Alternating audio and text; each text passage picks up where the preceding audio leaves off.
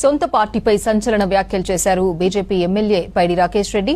తెలంగాణ బీజేపీలో ఫార్మాట్ మార్చాల్సిన అవసరం ఉందన్నారు.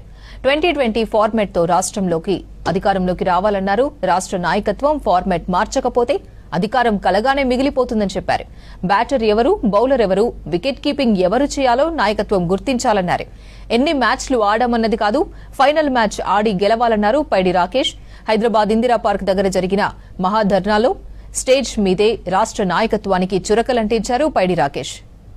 కోరుకుంటున్నది బీజేపీ ఫార్వర్డ్ మార్చమంటున్నది. ఎట్లయితే బీహార్లో కొట్టినాం, ఎట్లయితే హర్యానాలో కొట్టినాం, ఎట్లయితే మహారాష్ట్రలో కొట్టినాం, అడుగుని అడుగుతున్నారు అన్న తెలంగాణ ప్రజలు. మీ నాయకత్వంలో నాయకులు ఎవరైనా ఫార్వర్డ్ మార్చండి.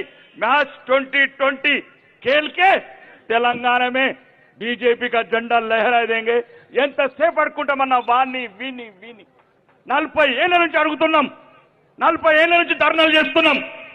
ఇంకెన్నేళ్ళు ధర్నాలు చేయాలా?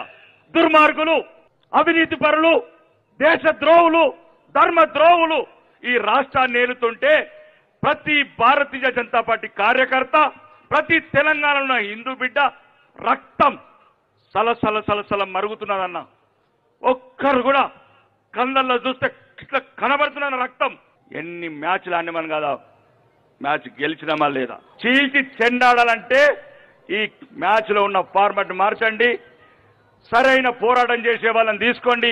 ఎవడు బ్యాట్ కొడతాడు, ఎవడు సెంచరీ కొడతాడు, ఎవడు 6 కొడతాడు, వాళ్ళ సేవలు, వాళ్ళ టాలెంట్ ఉపయోగించుకొని ఈ తెలంగాణలో ఉన్న 1980 మొదటి విజయం ఇచ్చి ఉయ్యాలూపిన, ఊపిరి పోసిన భారతీయ జనతా పార్టీకి జీవం పోసి తెలంగాణ సెక్రటరీ మీద కాషాయ జెండా ఎగరాలని తెలంగాణ కార్యకర్తలతో మనస్ఫూర్తిగా కోరుకుంటూ